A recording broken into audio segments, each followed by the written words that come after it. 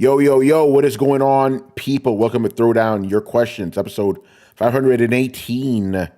I'm your host, Tony Polanco, and tonight I'm joined by Emilio Lopez. What's up, people? How's it going? Carlos Romero. Yo, yo, yo. Adam Vale. How you doing? And returning, Mr. Brian Manjoma.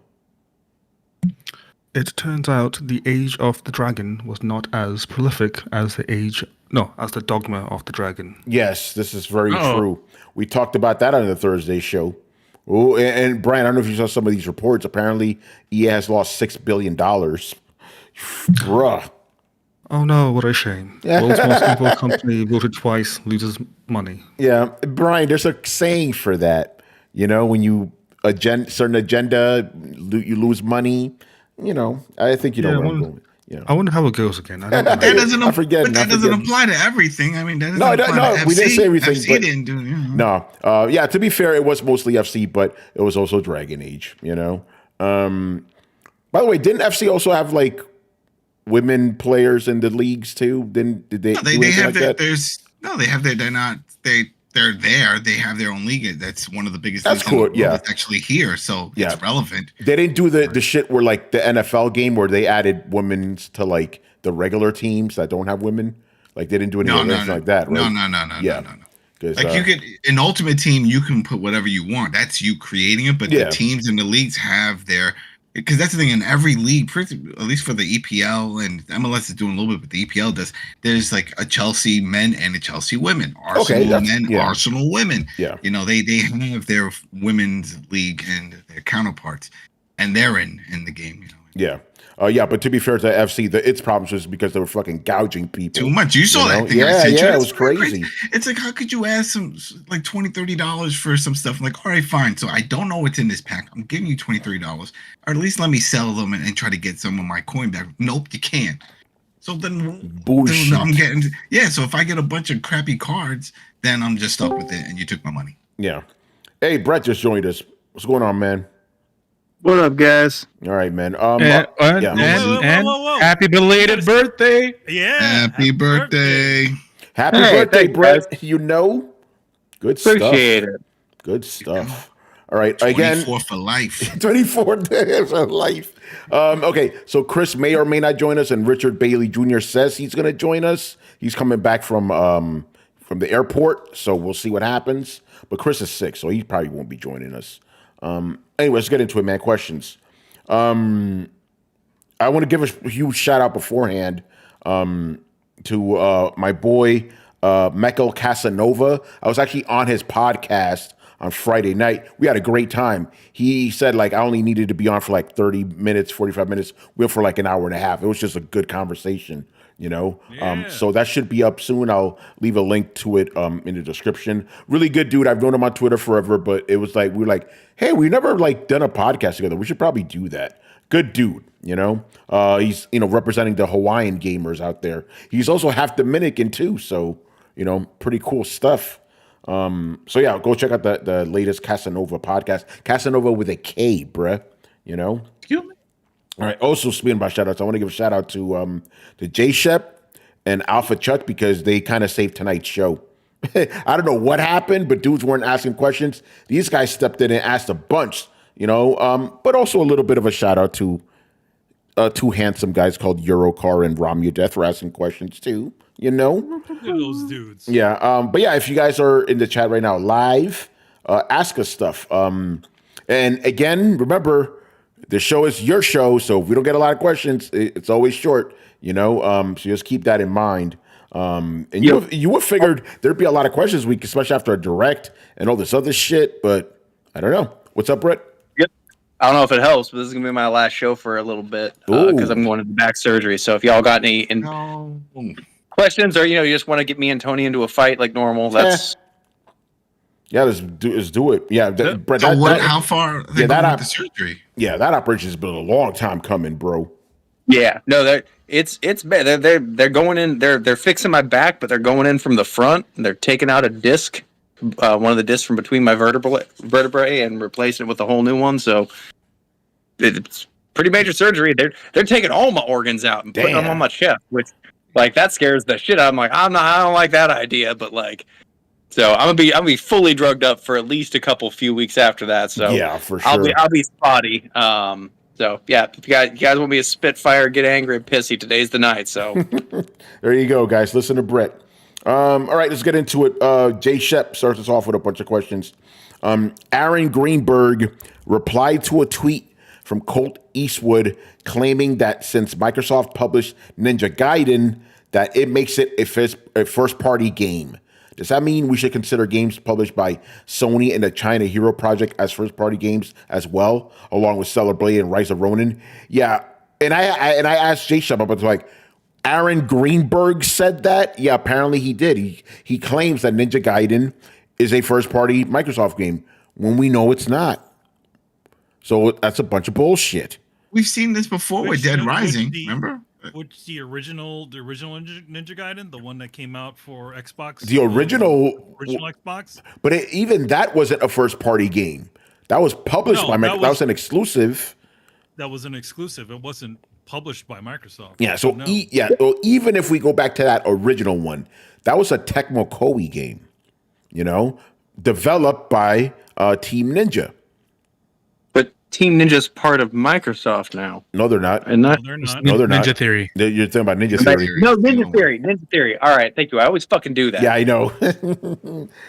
So yeah, Aaron Greenberg was tripping. There's no other way around it. He just straight up doesn't even know his own team. Like what's going on here? Yeah, that makes no sense. I think it's just trying to circumvent sort of definitions in order to make themselves look better.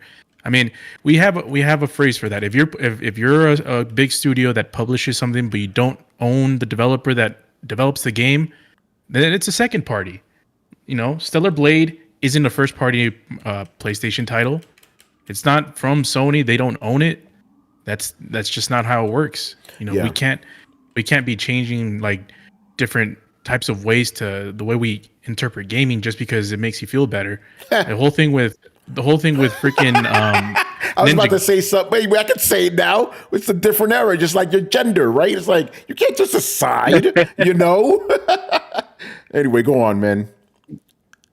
Well, the whole thing with Ninja Gaiden is like, yeah, they have a history with the IP released with the Xbox. Was it 360, right?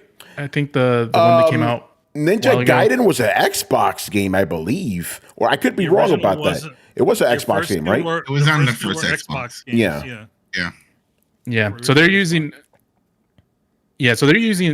that type of convention to make it seem like, oh, like this has always been an Xbox. It's like Sony like getting Konami and publishing the new Metal Gear and saying it's a first party game just because Metal Gear is associated with PlayStation. Nope. Not the way it works. Not the way it works. No. Just just because it was on it and they probably paid for the exclusivity deal at the time, that doesn't make it's one of those things. You know what I mean? Yeah, go ahead, Brett. Okay. Just playing devil's advocate. I know nothing that's fine, but like, so with like, I guess I'm just asking more out of curiosity than devil's advocate, but like, this is like being disingenuous more than mistaken, right? Like this is either explained by stupidity or malice, and I'm wanting to make sure that it's malice. You think it's malice?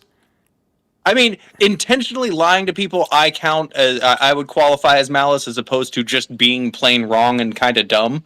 Yeah. So I guess that's the distinction I'm trying to make. Like he's intentionally misleading people, right? He's not just being wrong and kind of dumb. I don't know. I honestly don't know. Because, yeah, you're right. It's either stupidity or malice. It's only one of those two. And I don't know which one he's being right here. But if he specifically talk about the new Ninja Gaiden, it's even more wrong because what did we see in that trailer? PlayStation 5 logo. So what the fuck is he talking about? I don't know, man. I hope he's not being intentional because that is malice, absolutely. I think they use it for shareholders, but that's lying, dude. That's lying, and that could get you in trouble. For money. Yeah, you get sued for that one. Yeah, it's not for the shareholders, just for the mere fact that there's no way in hell Microsoft shareholders know what the hell a Ninja Gaiden is. Yeah, they don't. But that's lying. And can't you? Isn't there like Chris would probably explain it better, bro? Pretty sure there's some law that you can't lie to your shareholders. You know. I mean, there's affected been Disney for years. Yeah. There has been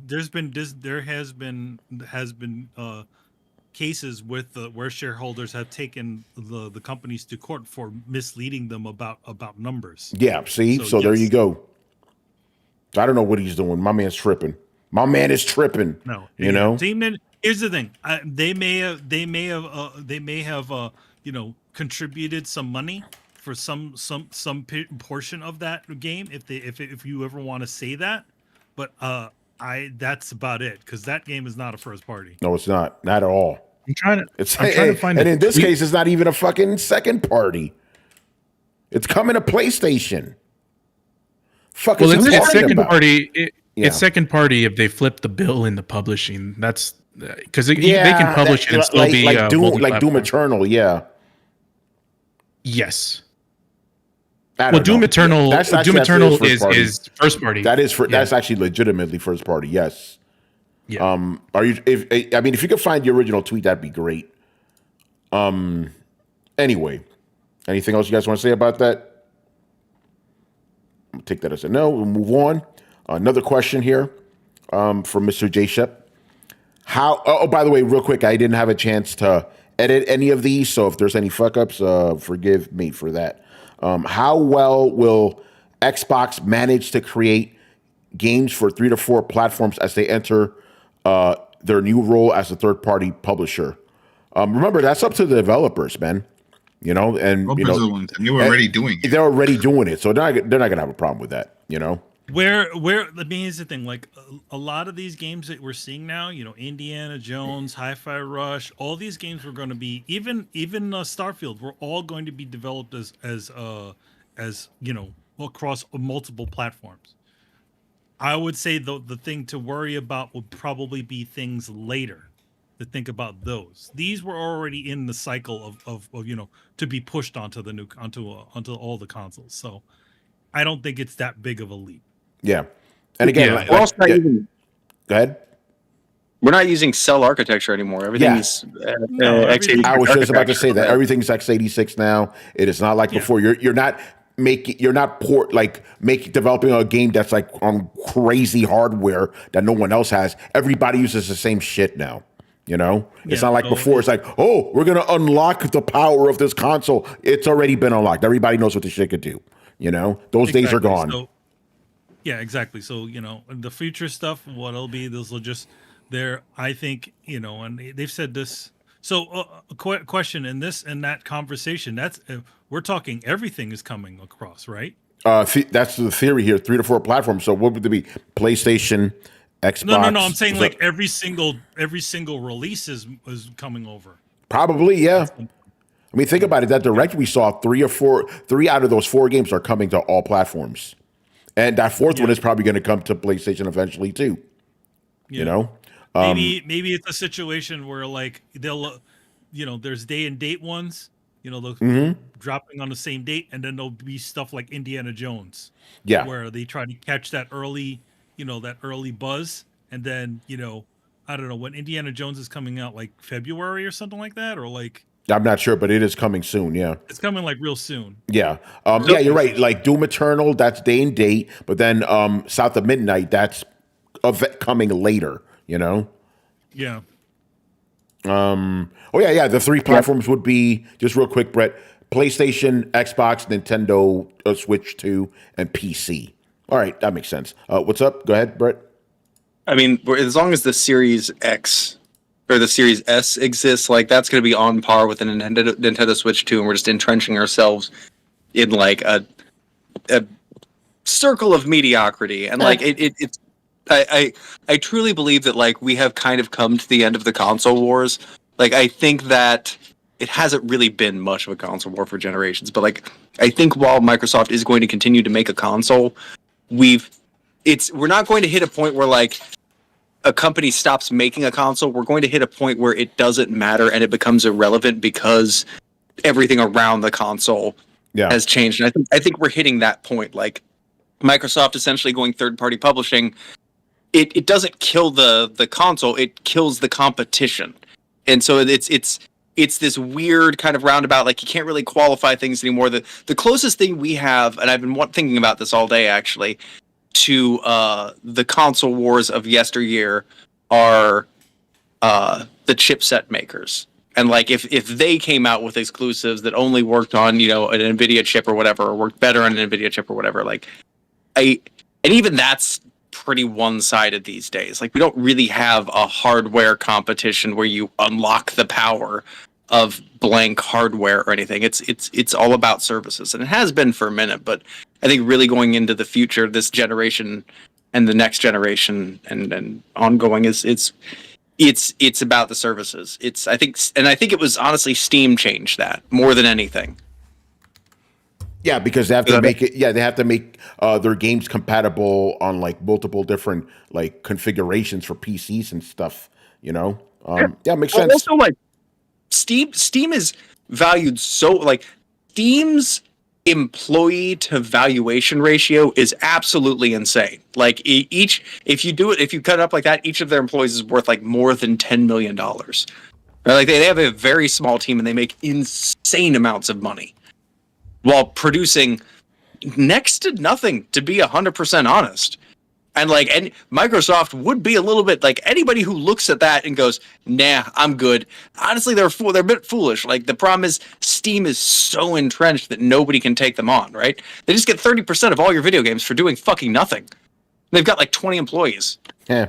They have more than that, but like I forget how many. But it's honestly ridiculous.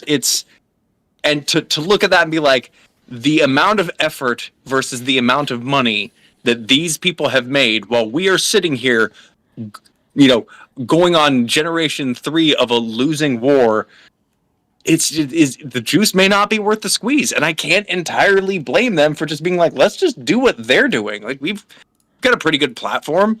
Let's just do that. And you know, they've got the stuff to do Game Pass, and I think that I can see where they were coming from, and I can see their business idea, and I get it. I would have loved to kept exclusivity a little bit more. I know people are going to hate that. I'd love to keep exclusivity a thing because historically, the best games, the best experiences that I've ever had have been exclusives trying to sell the platform that they're on. They were intentionally built and motivated for user experience as opposed to pure profitability. And those, I think, are where games have succeeded the best historically. And I find it a bit of a shame that we're not going to get there. But it is the age of Fortnite, so whatever, fuck me. Yeah. All right. Next up, from Mr. J. Shep, is anyone on the podcast playing Ninja Gaiden 2 Black? That is a no for me. Nah. I will eventually. I actually those games, as good as they were, I also found them incredibly frustrating. Yeah, they're pretty brutal. So that's part of the reason why I don't want to really go back. I know people, you know, obviously, you know, get good and all that stuff, right? That's from the back in the old G days, but yeah, I didn't care for the difficulty for either one of those titles back in the day. Ninja Gaiden was particularly brutal. Very brutal. Even back in the day when games were all hard, that was the game that was known as being hard. Like, Jesus Christ. I think it was the first one where I had to fight an Apache helicopter, which was terrible. And then I had to fight a Panzer tank, which was also terrible. And then when I finally thought I had finally made it through, I had to fight 2 Panzer tanks at once. And then I got my save checkpoint. And if anywhere in there I died, I had to go back to the Apache helicopter. I'm like, I'm a fucking ninja. I'm a ninja versus an Apache helicopter firing missiles. There is a point where the absurdity just kind of reaches game-breaking levels. But yeah, just like hey, have fun with your katana against this Panzer tank. Jesus Christ, I still have PTSD from that game. Yeah. Again, Ninja Gaiden 2 Black, I love that game. I thought it was great. But I'm on my fighting game kick right now, so I'll get to it when I get to it. But I am happy that it's back and that jiggle physics are back. So shout out to them. All right, anybody? Well, knowing Jeff Keighley, that Ninja Gaiden is a fighting game too. Yeah, right. Everything's a fighting game, especially Balatro. Yeah. So I'm guessing no bone on the podcast is playing Ninja Gaiden. So that is a no. Not yet. It's on Game Pass, right? I'll get to it. I think so. Yeah.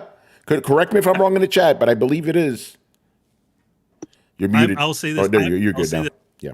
I'm more interested in playing 4 than I am playing 2 and 1 because it's Platinum Games. Yeah. And they're usually pretty damn fair when it comes to their games like that. Yeah, for sure. Yeah. All right. And the last one here from Mr. J. Shep. Actually, the last of this round, because he has a question for you, Brett. But I will save that one for the end of the show. If yeah, that's gonna be good. Yeah, but it's not spicy. It's actually pretty cool. Oh, hold on. I mean, I don't mind the spicy questions. Yeah, it's not.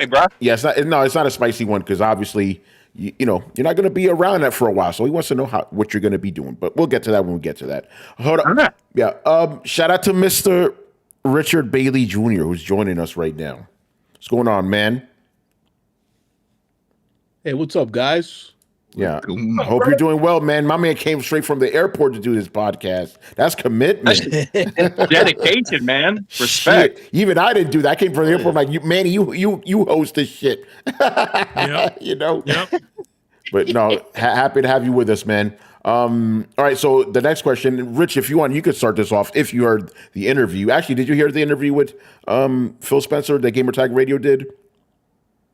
Oh, yeah, that was a fantastic interview. Yeah. Shout out to Danny in Paris. Yeah, there you go. Yeah, so what did you think of it, or like overall, anything like stood out to you about it?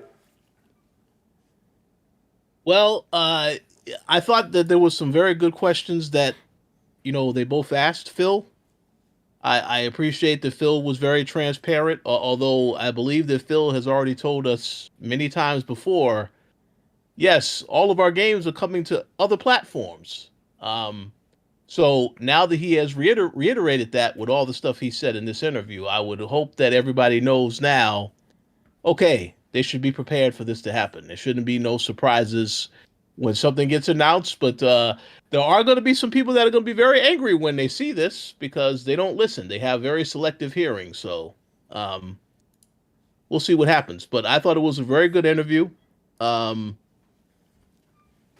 Yeah, I mean, I did want to know more about some other games that are coming this year, whether or not Fable actually is going to come this year, because I'm not really confident in that. But other than that, I thought they did an excellent job. Yeah, that's my thought too. A really good interview, kind of straight to the point. I really liked Paris's questions, particularly the one about why would anyone want to buy an Xbox if everything is an Xbox? Remember, that was Microsoft's marketing. Phil Spencer, here's the thing, because people were like giving the GTR guys shit, like, oh, you guys were asking these softball questions. No, the questions are pretty pointed. It's just Phil Spencer gave the PR answer. You can't blame them for his answers. Yeah, like you can't blame them for him wanting to tap dance around it. Yeah, exactly. That's business 101. They even have you go to classes to essentially answer the question that you want to answer, as opposed to the question that's being asked. Yeah, and that's exactly what Phil Spencer did. There was 2 specific questions. I'm like, oh, that's great. He didn't give a direct answer, but people are giving Paris shit because Phil Spencer didn't answer the question that he asked. Like, no, this is business, bro. Well, here's the other thing, like when you do that and somebody gives you that tap dancing answer, like what they want is for them to press him. Yeah. Right? But like, here's the thing. You really have to be careful, because unless you just have the clout to force them back into that seat, you are committing a sort of professional suicide by being actively hostile towards somebody who's chosen to be there. And that's not even like a professional thing. That's just hey, if you want to have a conversation with somebody, don't probably be actively hostile to them for no reason, or even just for personal or monetary gain. People don't tend to like that and won't show back up for it. It's just like a dealing with people thing. Yeah, that's 100% that's right. Precisely what got Kevin Pereira in trouble that one time when talking to Resji Fils-Aimé, when he was pushing certain things. Yeah. Yeah. I'm glad you said that, Brett, because that's exactly what I wanted to say. And further, to that point, it's like, yeah, like, again, it's like, yeah, this is what I want to say.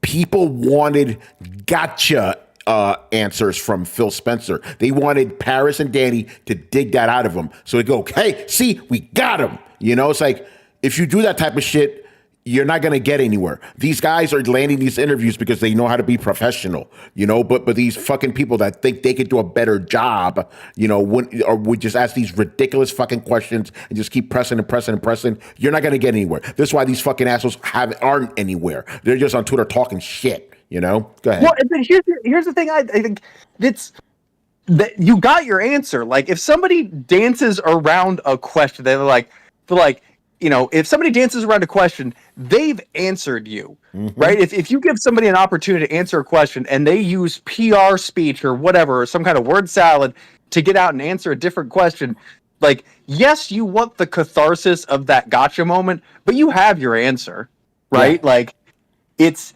you don't actively need somebody to spell it out for you. You just want that satisfaction, but you've got your answer. So, like, why would somebody buy an Xbox? Because it's something that runs the Xbox games, and it's probably going to try and hit a better value point than other things. But honestly, it does nothing better than anything else that runs Xbox games, and you may want to think about buying a PC. That's the answer that I heard, but it wasn't the one that was said, but it was the one that was also said. Let's be honest. Yeah, you're right. There's context to all of these types of things. I mean, for gamertag, let's be honest here. The people don't go to gamertag because they want this hardcore journalism, investigative journalism type thing. It's more, they're more like, they talk about games they love, and that's what they do. They're kind of like what we do in a way. That obviously did it for a lot longer than we have. Us, yeah. That's pretty much what we do, And for them, don't forget me, correct me if I'm wrong, but it was like they're celebrating an anniversary, weren't they?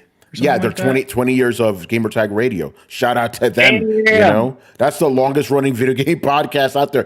Danny started that show on fucking tape, bro. It was real. Yeah. The context of this whole thing is Phil Spencer is going to their podcast as a favor because of good faith. So it's like, hey, to celebrate you guys. He's been on it before. 20 years. Yeah, he was there for the 1000th episode. Yeah, 1000th episode. He was there, so he knows what to expect. Yeah. So I wouldn't expect them to be going after Phil with hard pressing questions after he's literally doing them a favor, celebrating with them their anniversary. So you gotta take that context, man. You can't really think like, oh, they should be doing this. They should be doing this. It's just not how the world works. But I will say this: the whole Kevin Pereira thing with Reggie Fils-Aimé, I respect that. Even though obviously you're gonna ruin relationships doing that, but I do appreciate when you have people that do attempt doing things like that, because sometimes you can't just be a pushover. Well, I agree, but don't you think that I think asking the question that was the compromise. Like, you don't go on just off on questions. You ask questions, and if they don't want to answer it, that's fine. I asked it. Yeah.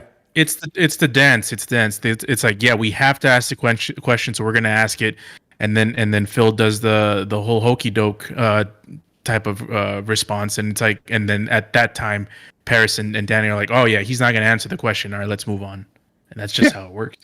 Yeah, they're not gonna press it, and unlike Kevin, where he continued to push it with Reggie, you got again, like, if they were maybe at a point that they were at a larger point where they could where they could press him, but I think in general they want to keep things civil. They want to keep things keep things the right way. I mean, again, it's ballsy the fact that they even asked the question. Yeah, exactly. That's an obvious straight to the point question that you would want to hear, but obviously, Phil's gonna do what people in those sorts of positions do. They answer the question they want to. I mean, his coworker, I can't remember what her name is, but she was totally doing that on when she was asked very, very straightforward questions on. Sarah Bond, yeah. It was Sarah Bond. Yeah. And I would say her answers were a lot more dismissive of the questions that she had been asked than Phil's were. Yeah. I would also say that, like, straight truth, I don't think Phil Spencer probably appreciated being asked those questions on an interview that was, recorded. Like, he gave the answer, but internally he was probably like, God damn it, don't be doing this to me. Like, it wasn't like I'm just going to ask this question, then do you a favor by letting you answer it. Like, he doesn't want to be asked the question to begin with, because even giving a non-answer kind of looks bad. So, like, honestly, I feel like that's about as middle of the road as you can get. Well, I'm wondering if he knew beforehand.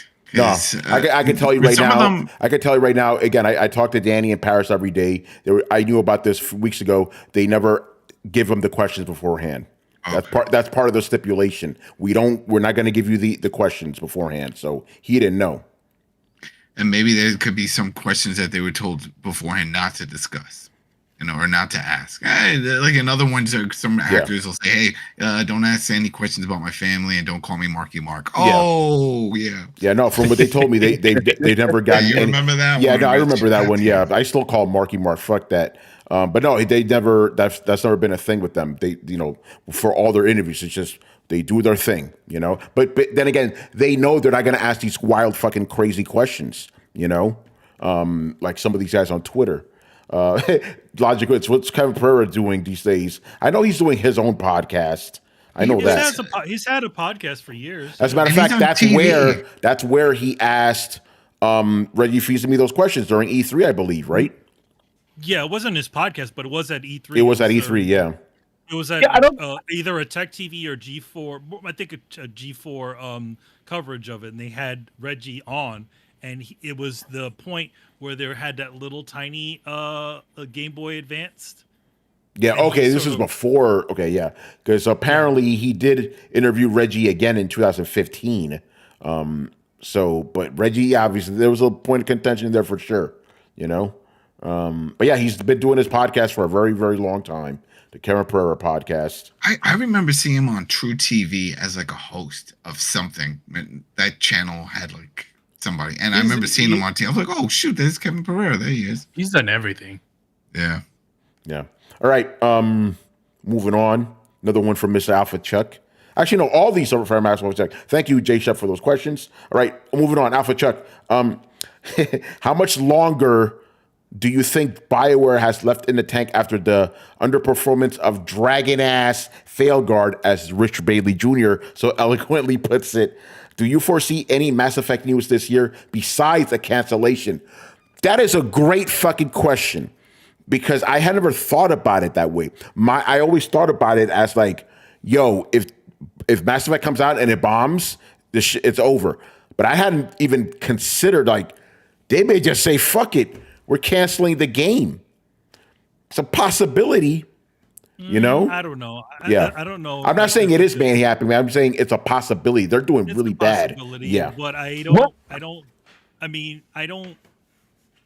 think that they'll still let it go through regardless. Yeah, we'll see. But I never even considered that before. Especially since they sort of they pretty much spent a lot of money on it. I mean, do you think they would do like a Warner Brothers and essentially just cut the loss? Again, I don't know. I'm not saying I'm not taking one side. I'm just saying, yeah. I've never actually seen a video game. I haven't. You know what? They have canceled big things. Where's Deep Down isn't around. Agent isn't around. Yeah. You never know. Who knows? But here's the thing: like Agent, we don't even know how far the development for that game was. Yeah. It was just a title when we saw it, and there was some little bits of gameplay. We don't even know how much development Mass Effect is in. We don't know that either. We don't know the position of that. We just know that people are coming. Whatever was left over of that studio is going over to work on the Mass Effect game. Yeah. Well, there is nothing left. So in support of Manny, they don't really oftentimes just bail on investments that hardcore. Yeah. But in kind of defense of Tony, so to be in general no point to anybody here, but in defense of Tony, they said that they were moving a lot of the Veilguard team over to Mass Effect as part of the planned development cycle, and then it looks like that studio is just getting closed down now. The one in Canada, I believe, right? Yeah. Now Yes. that's not the main BioWare team, but they had said that was going to be like the whole Mass Effect team was going to be the people who were starting on it earlier, and then the Dragon Age team as soon as they finished with Dragon Age. So like half the development team just got laid off. Yeah. So now is that the half that they needed? I don't know. So like again, like they have invested a lot of money, but they also seem like they just shit canned half the development team and closed down the studio and lost a director of. I'm not sure what they were gonna, if like that director was gonna be involved with Mass Effect at all. But their loss, if they were planning to put them on the Mass Effect team, is going to be a pretty large role also. So a large role, and basically an entire studio and the head of that studio just gone. When you were expecting to kind of fold them into your team, I don't know how that's going to affect development. We don't know. Real quick, aside here, J-Sep, Brett, he goes, I got to go to bed, but I want to wish Brett a very successful surgery and a speedy recovery. Yeah, homie, I look forward to coming back and conversing with you more when I'm fully recovered and half Android. There you go. Good stuff. But yeah, Brett, that's a good point. It's like, and also now that studio's kind of tainted after the failure of this game. We don't know who's developing. Again, I never even considered that before. Who knows, bro? Who knows? It just really depends on how big of a flop this was, and it could have broke even. Or it could have just been a little 50% of expectations. 50% of expectations. That's literally what EA said. But these studios, you know how greedy they are. They want to make a huge profit. Yeah. So they probably thought, oh, this is going to be gangbusters. This was going to be our GTA 5. They're like, oh, hey, it's Dragon Age. People love Dragon Age. This is going to be doing gangbusters. Yeah. Yeah. Who knows? We're not sure how well it did in the books or how bad it did in the books, but it depending on that, I think might be more of a determining factor. Like if Bioware just ceases to exist and it's like, oh, we're shutting it down this year, then Dragon Age was the reason why it failed. But if we're still getting another game, then it just means that Dragon Age just held water to get to this point. Well, one of the things that struck me too was like when they in the whole like, oh, they met 50% of expectations. I'm not sure if anybody count that, but they sold 1.5 million copies, and that was 50% of expectations. Yeah. So for a AAA game in 10 years development, they anticipated 3 million in sales, which is fucking nothing. Not for this kind of game. Yeah, they probably spent a shit ton of money on this. Well, they had low expectations, and they still didn't meet them, which meant they didn't have a lot of confidence in this game either. And with go ahead. Oh, sorry. You know why they had these expectations? They made this a live service game. They made this a live service game, and they're like, oh, well, the Fortnite, Wait, did they make it a live service game? Well, not a live service game. Like a multiplayer kind of, what do you call those? Like I thought. Correct me if I'm wrong. I didn't think this game was multiplayer. I could be wrong about that. I don't think so. It doesn't have like all the shooting aspects. That's the. And I didn't play the game. Yeah, so no, I don't know. It's a single player game. It looks like a live service game, but it's a single player game. It's got the quality of a live service game or an MMO, but it is in fact a single player RPG. Well, that's so okay. So I'm probably wrong because that's why I wasn't even interested in this game, because that's what I got from the trailer. Mm-hmm. Well, that's what they wanted you to think, but no, it's a single player game. It just looks like a Fortnite. Anyway, but people were able to play together, right? No, like it's not a multiplayer game, dude. No, it is a strictly one-person game. Yeah. Then I'm completely wrong on this. You were looking at a different game. Yeah, I don't know. You were looking at something else, man. You're looking at a better game, probably. It's like it follows the standard BioWare formula, but in the most EA way possible. I think what Carlos could be getting mixed up with is there was some rumors that it did start off as a live service game, at the start. Yeah, and then Dragon Age Inquisition converted into this. Yeah, maybe Dragon Age Inquisition had tacked on multiplayer. But yeah, right. Maybe you're right. But no, it's a single player game and it's shit. Anyway, yeah, we'll see what happens with Bioware right now. Mass Effect, we'll see. We shall see. I think Andromeda being terrible. Like, is Shepard coming back? No. Then nobody gives a shit. They already said this is after Shepard. They already said it. Yeah. You know? Yeah, then nobody gives a shit. Yeah. Then you could still bring back Shepard, but like no, nobody cares. Andromeda didn't work. You've shown us that like I love how it's gone from like, oh, well, they fucked up a Mass Effect game, but maybe this new game they've got in the pipeline will be good. Oh, it's a live service game and it's terrible. Okay, well, maybe the Dragon Age will be good. Nope, that was terrible. Okay, well, maybe Mass Effect will be good. Like, bro, we've been here. We've been here. We have now closed the loop, and I have zero faith in them moving forward because at this point, it's maybe they fucked up the last phase. Everything that they could do right, they've already fucked up once at this point. So like my faith has been fully dashed. Like they've already shown me they can't make a Mass Effect game, and that's when they still had half the Mass Effect team. Yeah. Oh man, BioWare. All right. Move on here. Another one from Mr. Alpha Check. What was the last game that you played that seemed to run a little bit long but wasn't because of bloat? Recently, I beat Metaphor, which took me 103 hours. As much as I enjoyed the game, I do feel it ran long, especially towards the end. Yeah, those games are like that, bro. Like, I beat Persona 5, took me 100 hours. I didn't do any side stuff. I just stuck to the main story, 100 hours. But I enjoyed it, so it wasn't that bad. I can't think of a game that I feel ran too long that wasn't full of bloat. All the games that ran too long are full of bloat. Like Final Fantasy VII Rebirth, you know? It's a good question, but I can't think of anything. So have you guys played a game that just went on too long, but it wasn't because it was bloat?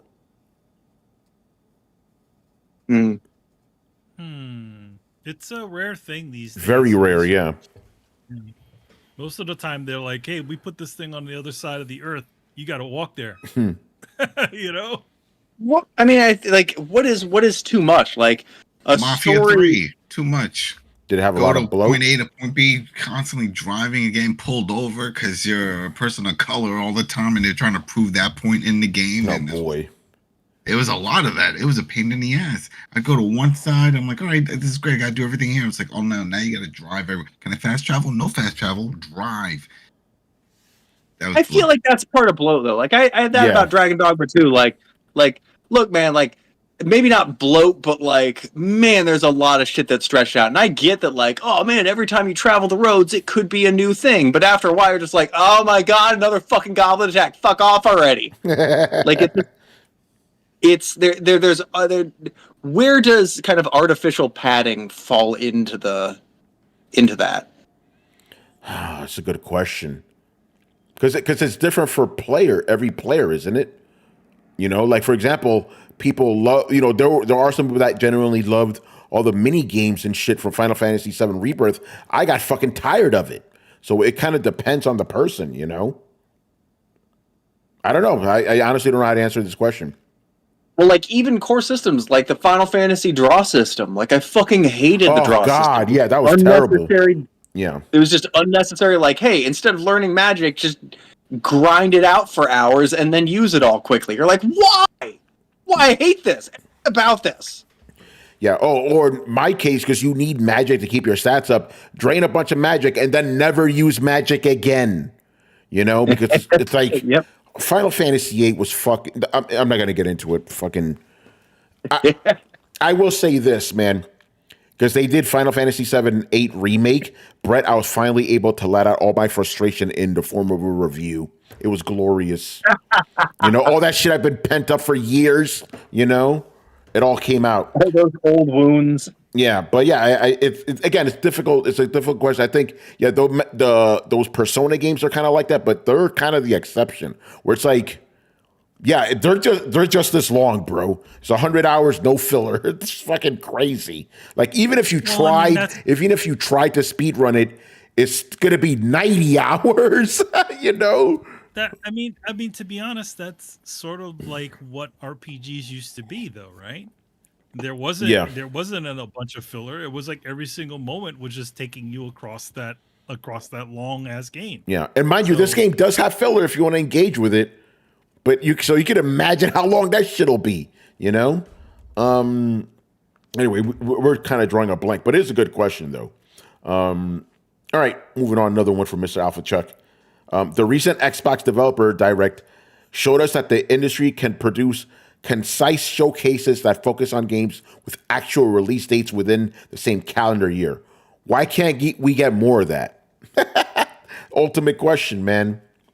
Because the developers can't promise that. Yeah. That they're just not at that point in the stage of development, so they can't do it. Also, part of the Developer Direct is the fact that those games are going to be releasing very close to the thing. You know, that's the precedence they set with Hi-Fi Rush. Remember that Shadow drop? In fact, it's a year to the day of when that Developer Direct, and they did that 2 years ago. They did that with Hi-Fi Rush. Hey, look, we got this game. It just came out. So, those things, I would say, I think the one thing about them is they're also, I think they're very strategic as to where they're putting them. You're putting them at the end, at the beginning of the year, which is still part of the fiscal year of the previous, of last. So we're still in fiscal year terms, we're still in 2024. Yeah. At least until March. So they're still thinking about that. We probably won't see, other than maybe one or two, I think. Which ones were in there? Well, that were not this year. Ninja Gaiden is the only one that doesn't have an exact Ninja release Gaiden's date. the only one. Yeah. And that's the one that they were all being mysterious about. Ooh, what's this? What's this? Yeah. All the others are literally coming out in April or around April, which is like, I'm like, wait, what? We got a showcase and games are coming in 3 months? Like, you don't see that anymore. It's very rare. Yeah, very rare. Yeah. But again, and sometimes this developer this showcase wasn't specific for that, but you got to remember a lot of these showcases are kind of for the shareholders. Like, this is what we have in the pipeline, and that's why you have to wait 50,000 years. Like when Kojima announces a game, you ain't getting that shit in 6 months, And then also they a lot of them, there's two parts. There's the developers with their idea of what's going on in their production, and then there's the marketing side. And then you also have all the other events, let's say the Game Awards and other things that are already planned and have a scheduled date. So it's like once that's announced and the marketing goes to developers, like, all right, what do you got? You almost done? It's like, no, we'll put together something. Okay, fine. We have to have something. We can't not show something at this award show. And then it puts that pressure, because then once they do have to show something, then it's like, well, it's not really showing much, or it's all CG, it's not actually gameplay, and then people bitch, and I was like, well, what do you want? You want nothing, or you want something? Yeah, no, you're right. But yeah, it would definitely be nice if this was a standard, but sadly, it's not. It is what it is. All right, last question here from Mr. Alpha Chuck. What series does difficulty better? Ninja Gaiden or the Soulsborne games? The Soulsborne games do it better. I think they're fair. Ninja Gaiden's kind of unfair. Absolutely. And by extension, remember the Ninja Gaiden team, not the Ninja Gaiden team, was Tecmo Koei, they did the Neo games. Those I don't feel are very balanced difficulty wise, like when I play, and I'm not dissing Neo, obviously, but when I die in Neo, sometimes I'm like, yo, this is some fucking bullshit. The fuck is this? But when I die in like a From Software game, I'm like, oh yeah, I fucked up. The only exception was like the fucking DLC that dropped, and they even admitted it was kind of unbalanced. But other than that, Brett, it's like they admitted that shit. But other than that, it's like when I die in a From Software game, I'm like, yeah, that was on me. I should have been patient. Yeah, but one is like a 1950s dad, tough but fair, and the other is like an abusive drunken uncle. This is true. So yeah, absolutely from software. All right, good stuff. All right, let's get over to Mr. Eurocar 9. Thank you for asking the question, man. I remember this guy. Yeah, he's a good guy, long time listener. From day one, Craigslist. This is interesting. Should gaming companies email you more than once before doing auto renewals for subscriptions? For no reason whatsoever, this is kind of related to something that happened to Carlos recently. So I'll let him answer first. Go ahead, Carlos. Oh, Manny, you muted yourself? Yeah, you muted yourself. I said, and me. Uh-oh. Oh, yeah, that's true. But the year before. Uh-oh. Yo, man, here's the thing. So today, I went into my bank account and I got an $89 bill 85. from PlayStation. I'm like, what? Was it 85? 85. Yeah. I'm like, what the hell is this? I didn't buy anything. Fuck is that? So the first thing that came to my mind, I'm like, I got, someone stole my shit. But then I'm like, oh no, isn't this fucking probably PlayStation Plus? So I went to the subscriptions thing on the PlayStation side. It's like, yep, there it is, fucking PlayStation. And I'm like, what? I wasn't fucking notified of this, and I was pissed. And I was like, yo. So I checked everywhere, right? I checked my emails. I was like, I'm sure this was an Adam thing. He wouldn't have been taken for a loop.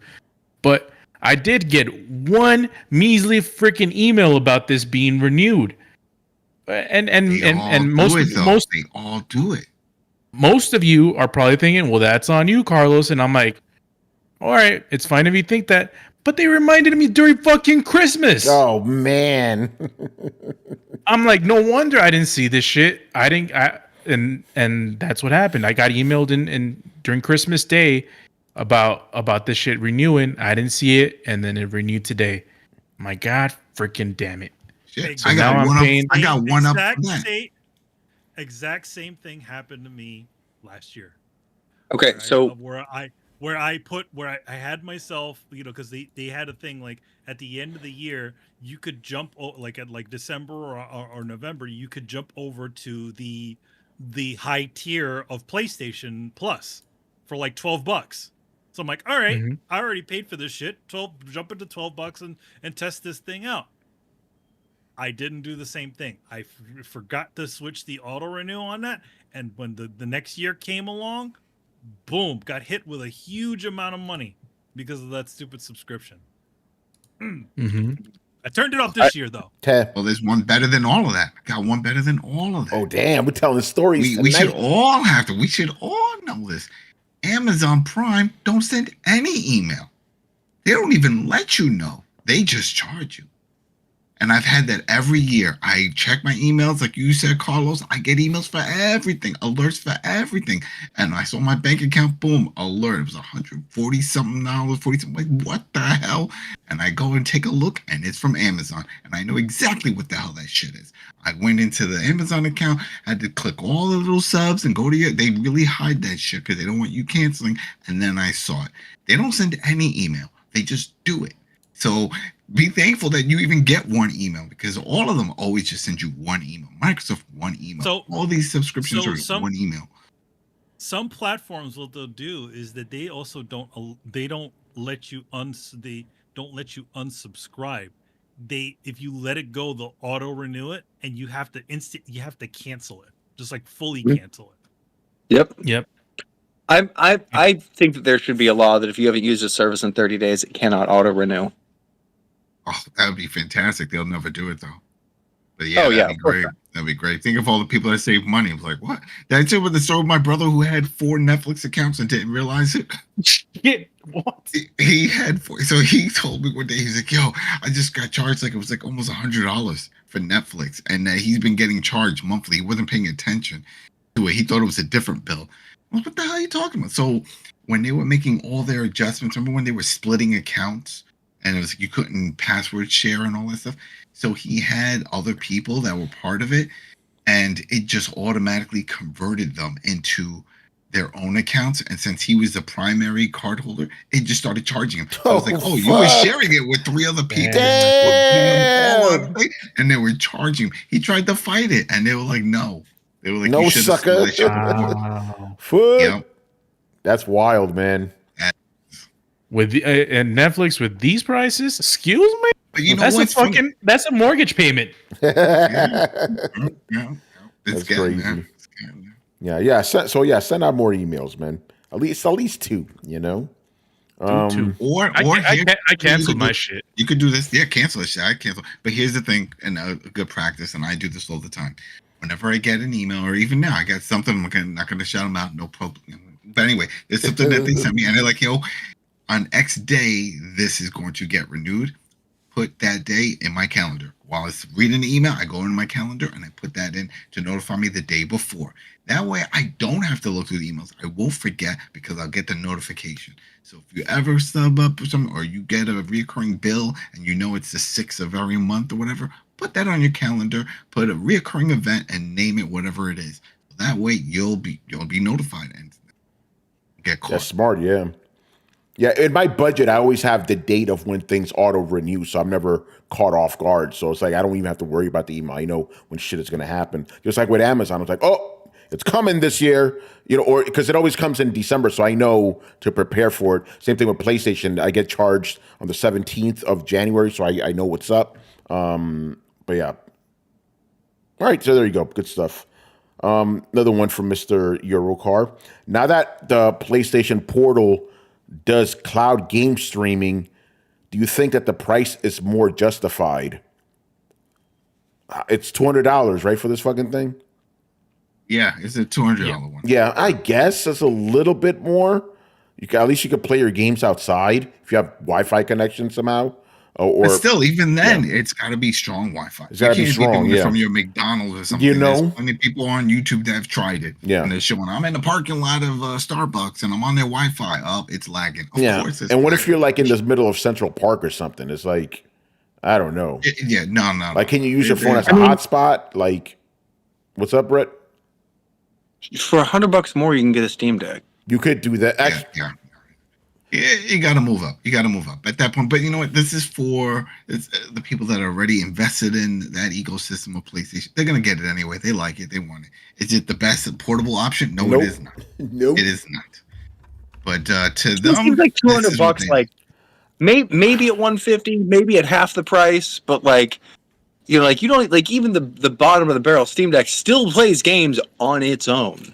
Yeah, and if you're really a PlayStation guy, you could just buy like a controller with a clip, put it on your phone and to do the PlayStation, whatever the fuck it's called, and play it that way. Yeah, do that. Save yourself some money, Like, yeah. No. Well, that was the whole thing with my son. He was like, all Fortnite, all addicted and playing with Tony and Fortnite. You guys go hard on it. And so, he was like, he's got his iPad and he was like, I want to play the PlayStation. So I just put the remote app. I paired up a PS4 controller and said, there you go. We just transitioned into a remote. There you go. Yeah. So I guess like if you need to have the, dual sense controller with a fucking tablet in the middle, sure, but I still don't think nobody needs it. Nobody does. No, you have to be a hardcore. Yeah, it's just for the ponies. Let's just be honest. Yeah, the shit a Gucci bag. It's fine, but like, it is wildly unnecessary. It is a convenient form factor for brand loyalists, and that's fine. There is a market for that. Yep. Can we just like stop pretending that it fills some vital fucking need? Yeah, yo, Brett, did you say that this was a PlayStation Gucci bag? Yeah, he did. Well, he said it's not a Gucci bag, but I like that term, PlayStation Gucci bag. That was too good. No, I said it's a Gucci bag. I said it is a Gucci bag. Yeah, but you didn't say PlayStation Gucci bag. That's the funnier part. But we will now call it. Fair. We will now, from this moment forward, call it a PlayStation Gucci bag. Well, at least with a PlayStation, at least with a Gucci bag, you can carry shit like this. You can have it. You can't carry nothing. You can't get no, but you can't even put games on it, so it can't carry shit. That's what I'm saying. You can't carry. It's like, oh wow, let's say you want to play show and tell with some people. It's like, oh, let's do the Nintendo rooftop test. Yeah. And it's like, oh, let's take that shit out. Well, how good is the Wi-Fi in that building? Because that's the only way that shit's gonna work. You know, and if it's not up to par, you're gonna be like, wow, got a big screen though. All right, you saw it. Let's put this away. You know, don't worry. There's like 12 cities that have Google Fiber. It's fine. Exactly. Crazy. All right, another question. Ooh, this one's from Mr. Romudeath. Now, I want to apologize to Romudeath. He actually asked this question last week, but we didn't have enough time. So apologies, sir. I know you're a loyal listener, you know, and I'm sorry about some of the stuff you're going through on Twitter right now. With the PlayStation guys don't like Romudeath today, bro. They're mad at him. You know, they're calling Romudeath. That's that Redfall enthusiast, right? Yeah, him. Yeah. Also, apparently, an ardent X-bot, according to the PlayStation guys on Twitter. They're coming after him hard this weekend, Brett. It's brutal, you know. Just because he dared to say that not in these words. He said it more eloquently than this, but he did pretty much say, "You're a fucking grown man. Stop console warring." PlayStation guy is not happy. It's very interesting because I kind of know this guy, Romudeath. They're accusing him of being a hardcore Xbox, even though he doesn't own an Xbox. But logic doesn't really fly with these people. I would just follow these people just to see what other shit do they bitch about. Like, are they worried about certain? How dare you like Fruity Loops, Captain Crunch for life? You know, do they do that for everything in their life? Or it just always has to just be one. I've always been fascinated by the people who follow people they don't like just to shit on them. This is a thing, you know? They only follow you to shit on you. Yeah. They're trying to help? They're just trying to help, all right? They have the answer, and we're too stupid to see reason until they just beat it into us. It's fine. They're doing us a favor. Yeah, for sure. Anyway, the question is, Tony. Ooh, it's for me. Look at this. Tony, how are you liking that arcade stick you bought? Have you gotten any better at using it? Will you go back to fight pads? Will you buy more arcade sticks? That's a lot of questions. Listen, I like you, bro, but you got to slow your roll, bro. It's like 4 fucking questions in a row. You should have itemized it. You know, a little bit. Bro. What you like to do with your stick is your own damn business. Yeah, you know, you don't need to be spilling that out here. Because there is a stickless one, and who wants that shit? Yeah. So just stick all the way. Yeah. Anyway, so quick apology to the listeners because this is going to be a little bit of a show and tell visual. So come over to YouTube and watch this part, you know? Okay, so he is referring to the Mayflash F700 Elite. This is dope. I'm happy to say I'm now about like 95% as good as this with my fight as a regular controller. But here's the question I want to have for you guys. Even though I can't do everything I can do with a controller, I can do more stuff with this than I can a controller. So doesn't that kind of even things out? You know what I'm saying? Like control-wise, like there are moves that I can't do well on a controller that I can do easily on this thing. You know, it's better. It's easier to control because of the stick itself. It works out better than using a thumbstick. Not only that, the buttons. Like I don't have to map a throw button anymore. Just press them. You know. So yeah, this thing's been a lot of fun. And okay, I'll go by the question. Well, I go back to fight pads, of course, bro. I like controllers. You know, so if Hori comes, because Hori, they actually showed off upcoming fight pad where you can actually change out the D-pad and do some customization shit. It's coming out this year, so I definitely want to check that out. And then the last part of this question, this is where it gets interesting. The other part of the question was, will you buy more arcade sticks? No, because I just remembered I'm a hardware reviewer. I could call shit in. And that's already happened, people. Show and tell. Let's go. So I want to give a shout out to Victrix, PDP, for sending me some stuff to review. So this first one here, sorry if the volume gets lower because I got to distance myself. This is the Victrix Pro FS Fight Stick. This is premium shit. Metal, big, Sanwa parts. Right here, you can actually open it up. Actually, can I show you guys? Well, the metal usually means heavy. Oh, it's heavy. So, shit is 7 pounds. Yeah, you see it, and then have it on your lap at a competition, not comfy. So yeah, surprised well, they went. I was watching Frosty Faustings, which is a fighting game competition. A lot of dudes were using this thing. So check this out, Adam. Easily open this shit up. You get access to it, which is pretty cool. You could put your arcade stick. You could actually. This is kind of cool. So the arcade stick here, you could actually just take it out, you know, and then you put it, which is pretty dope, you know, because, you know, if you want to carry it around, you know, a tournament or whatever, you don't want your shit getting fucked up, easily goes back in. This thing is like... Is that magnetic? It's not magnetic. It just kind of just latches on and shit. Snaps. Yeah, so yeah, PlayStation, obviously. This thing really has handles here, so you can just carry it around. And right here at the top, this is where you kind of wind the cable around. So you could just, again, this is really made like you're at a tournament, you want to take your shit around. Edges are nice and like rounded. And when it's on, there's like RGB lighting inside of this. So this shit's been around for a while. This is kind of an updated version. You know, that's compatible with PS5, PS4, and PC. This shit's been dope. Been having a lot of fun with it. And Victrix also sent me this one. It's the wild one. Get ready for this shit. This is the Victrix Pro FS Pro. Look at this. There's no stick on this shit. Hold on, let me downvote this. I'm downvoting. I don't. All right. Yeah. Click that. So this is yeah. A no-no. So this is what's called a leverless controller. Hitbox was the first one to kind of make one of these. So they sent me this. This thing is simultaneously intuitive and unintuitive. You know, I'm actually better at it than I thought because it's like typing. You know, so Adam, I know you're shaking. I had the same reaction. Then I started using I'm like, oh, have you tried one of these? It's like typing, it's like typing. You just have to put your finger. It doesn't give you that arcade feel. No, it doesn't. You're doing half Dukins and stuff. You don't get that.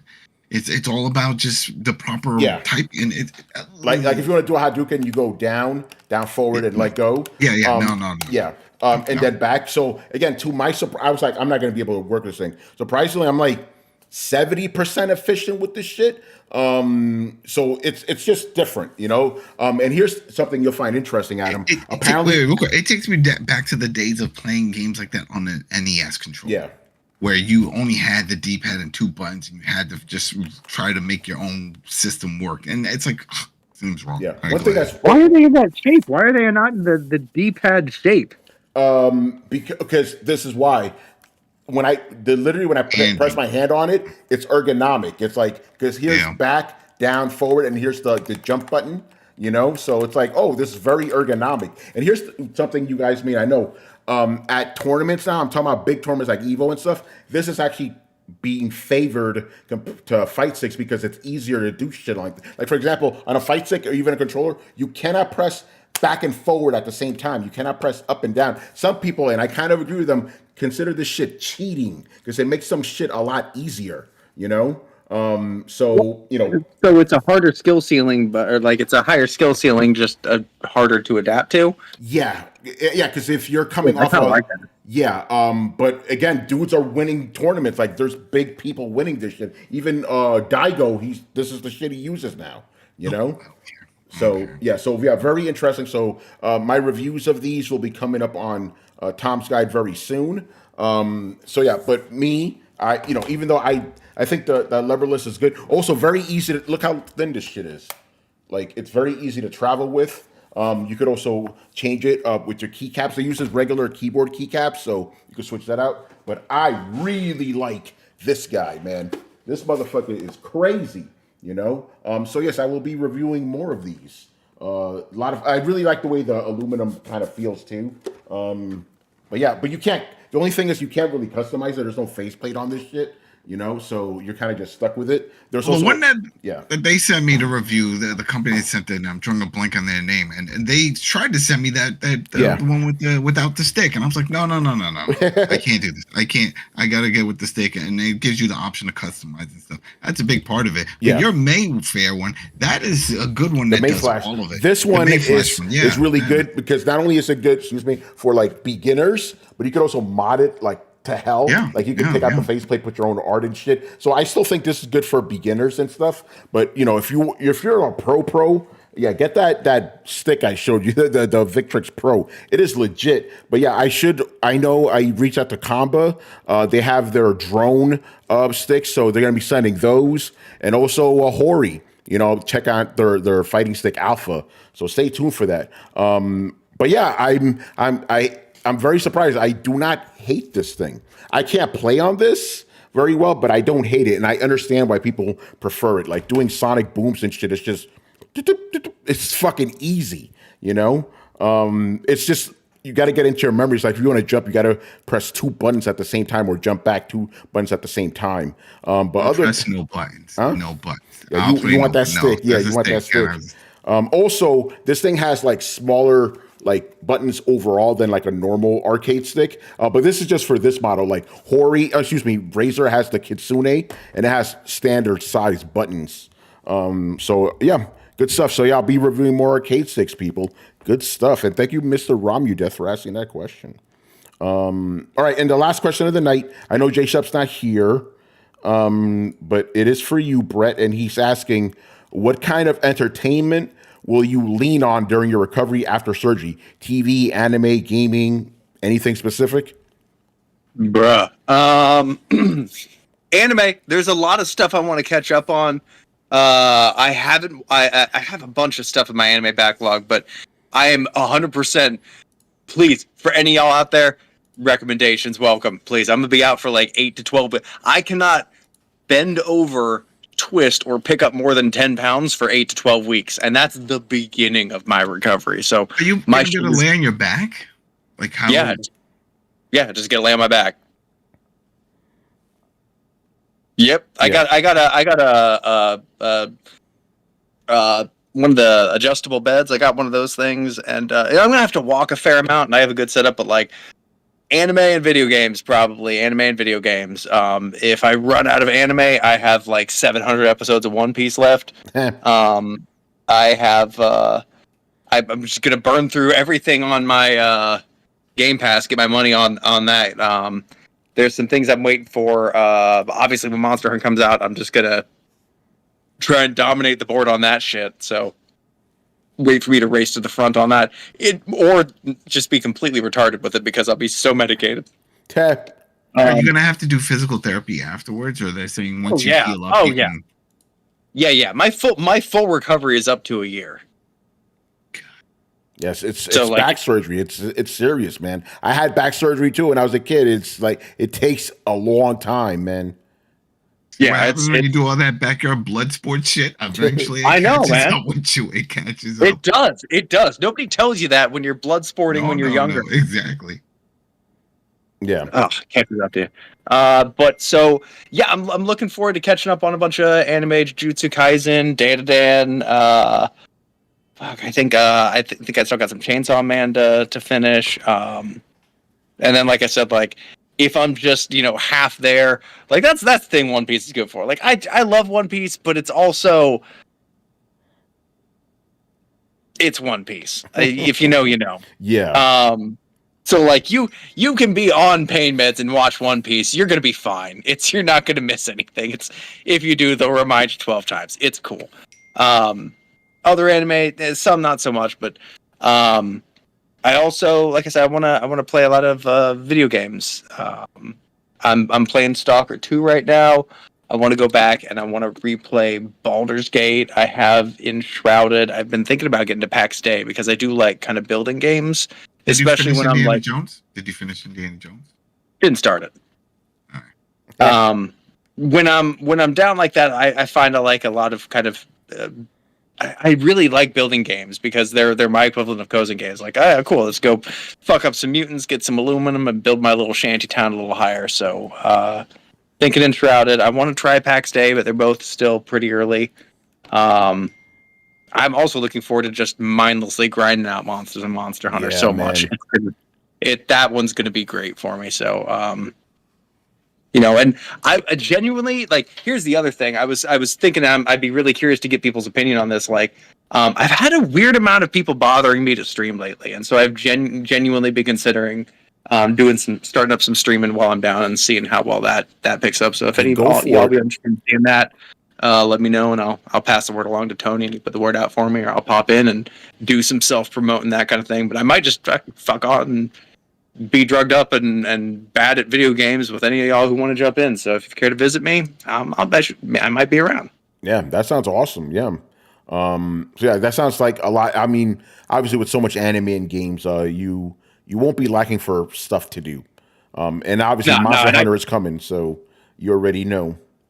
Nah, and my girl got me a treadmill to put in front of the TV for my recovery, Nice. So I can walk and play games, or not walk and play games. It's I'm trying to make it not terrible. It's gonna be. I'm about to be gutted. I'm about to be bisected, halved. But I'll get through it, and I'm hoping after this, it won't hurt to exist. So there you go. That's what matters. All right, man. Good stuff. We're definitely gonna miss you around these parts. But we'll still be hanging out with you anyway, playing Monster Hunter. So it'll be all right. But yeah. Good stuff. All right, let's start wrapping up. Rich, what is coming up this week on the Coalition? Wait, there he is. That's a great question. There's going to be some reviews coming very soon. I don't really think I can talk about the reviews because I didn't see anything about that, anything relating to me making some announcement. But yeah, stay tuned to the website. Gaming and TV shows is about to really pick up going into February and March. We are going to be bringing back our Power podcast, because there was an announcement the other day about when the new show is starting. So look for that. Myself, Gary, and Dana. That'll be sometime in March. There's a couple other shows that we are going to be reviewing on the channel. I know our very good friend, Mr. Adam Vale, has already revealed one of these shows. So more details on that soon. And then, of course, when I Am Negan returns, we will be here to review that as well. And I cannot forget, also next month, the Invincible podcast returns. It is back, people. So, yes, it is back. So, yeah, there's a lot of things going down. So I would definitely encourage everybody to stay tuned to thecoalition.com. Some game reviews and definitely a lot of TV movie reviews, a lot of stuff coming. So stay tuned. Good stuff, man. Good stuff. Manny, I know you have something. Yes, I do. It's not